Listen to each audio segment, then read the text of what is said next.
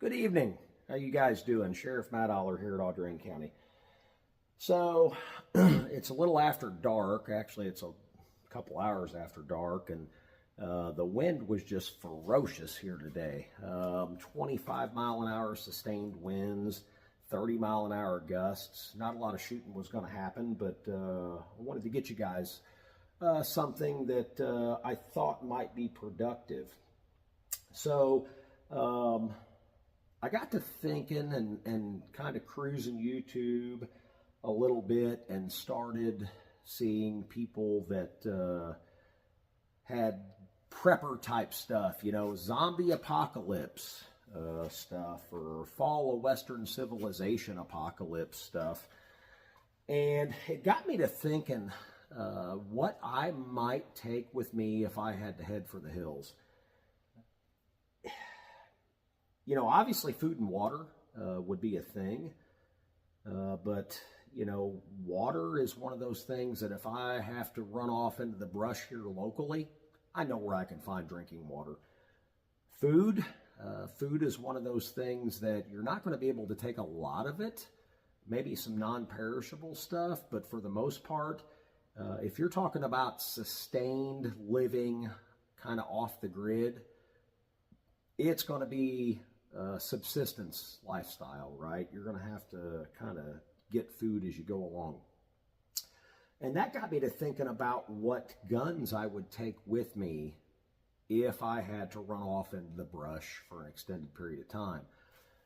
The very first one would be probably my Smith & Wesson 686 357 Magnum.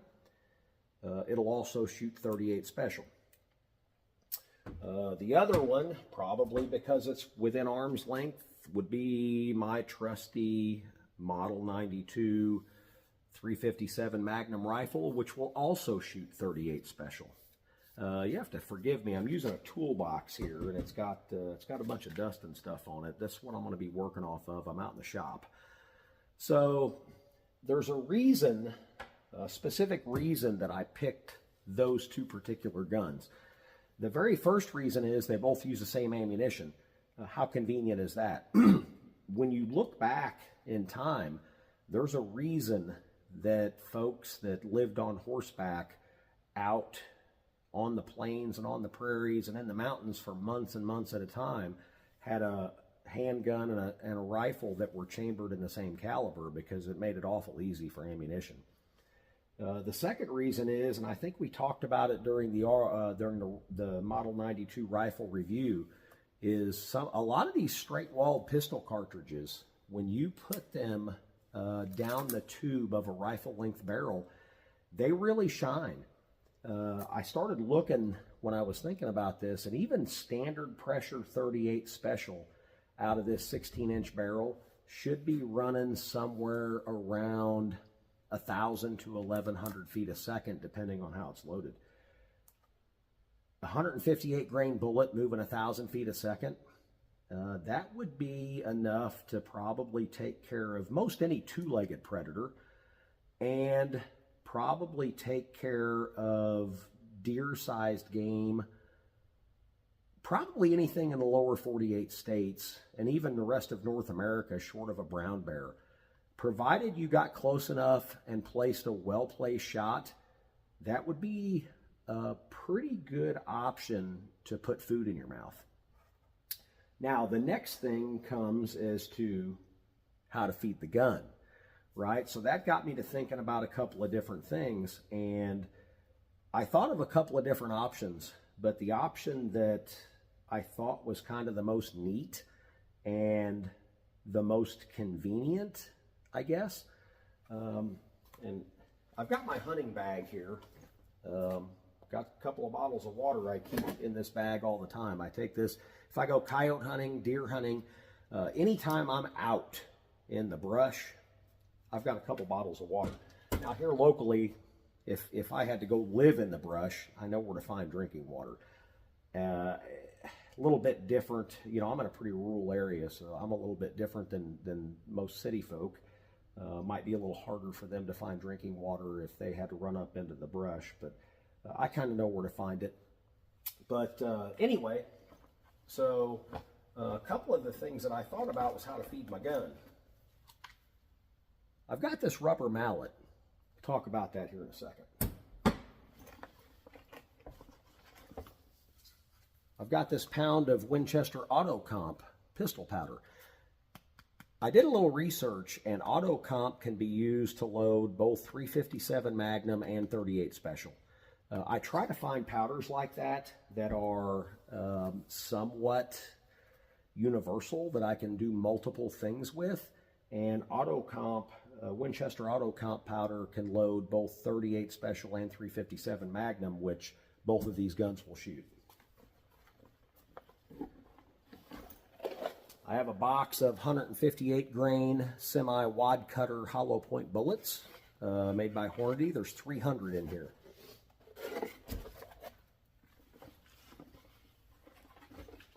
I have a box of pistol primers, or a flat of them. There's 100 in there. And the cool thing is this Lee loader. This is how I'm going to feed my guns, right here. Now, keep in mind, now Lee still makes these loader kits. This one was my brother-in-law's, and I think I told you guys at some point my brother-in-law is an old cop, and he gave this to me years ago. I have no idea how much he paid for it, probably a few bucks back then. This is copyrighted 1978. It has load data that's severely outdated. So I've got some load data for Auto Comp written on the lid of this case. I'm not going to show it to you though, because my load and your load may not be the same load, right? I don't want to be responsible for you, how you load your ammunition if you reload. Kind of a weird thing, but you know, I don't want to give you my load data, because if you blow a gun up, I don't want you blaming me. But I also have some 38 Special spent brass. So I'm going to run through loading maybe one or two of these while we talk, and show you how easy this is and how convenient this would be to be able to feed your gun if you were out in the brush. Now we're going to use the top of this toolbox. However, it would be plenty easy enough to use a down tree or a log. As a matter of fact, I told you we talk about this hammer. You don't even need a hammer. You can use a hunk of lumber or a hunk of wood that's downed in the brush somewhere for what you need to do. So what we have here is the sizing body.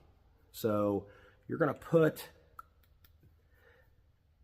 that spent brass in there, and you notice it doesn't go in there very well, right? So it needs to be resized. So put that in there flush, all the way flush. Resize the whole thing. This is a decapping chamber. You're going to put this on there, and you're going to use this decapping pin to take the old primer out. Doesn't take much effort to do that. Now you can see the old primer is out of there. The next thing you're going to do,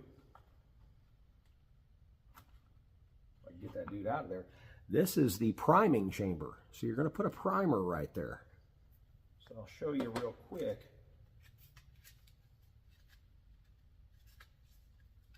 It's been a while since I've used this. I'm a little rusty. But put a primer face up right there. Then you're going to take this sizing body, and you notice it fits right in there. Next thing you have is a priming rod. It's got a dimple in it. That way you don't crush the inside of that primer.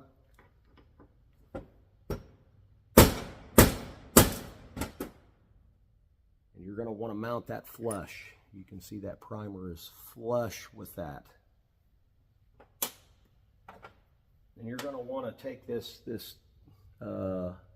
depriming body, put that on there, use that same rod that you used to put the primer in, and you're going to knock that shell out of the sizing body and you're going to leave it sit in here. The next thing you're going to use is a flaring tool. That way it kind of widens the mouth on that shell case.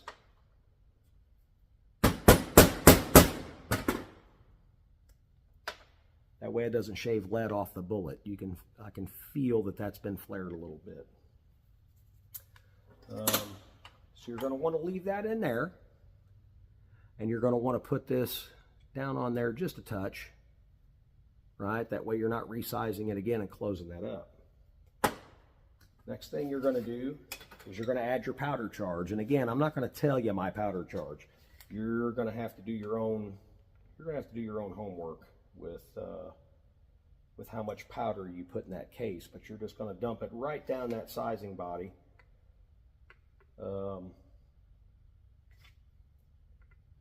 Because it's shaped kind of like a funnel, and I'll show you.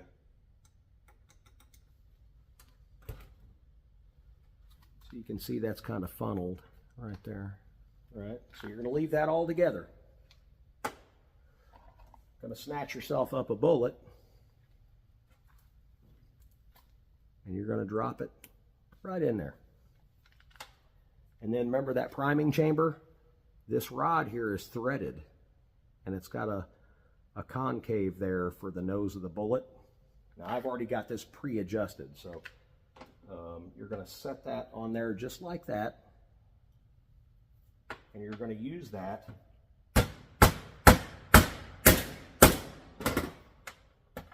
to seat the bullet in the case. See that bullet seated in that case, and then you're going to want to crimp it. So you take it and turn it over where the funneled side is, and it's got a crimping tool. Always want to make sure it's in this chamber though. That way you're not setting that primer down on anything and hitting it. That would be bad.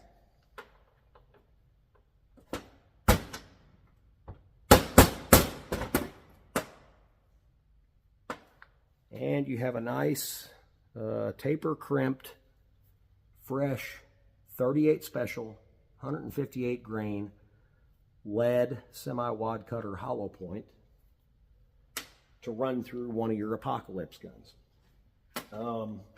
After a little while, you can actually get pretty expeditious at loading these rounds with this silly little Lee loader.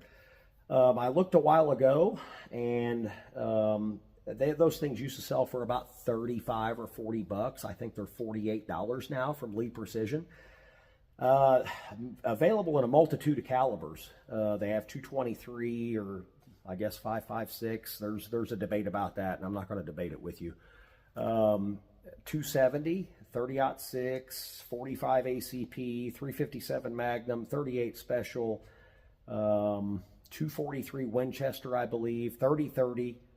There's several calibers available, probably a dozen or more.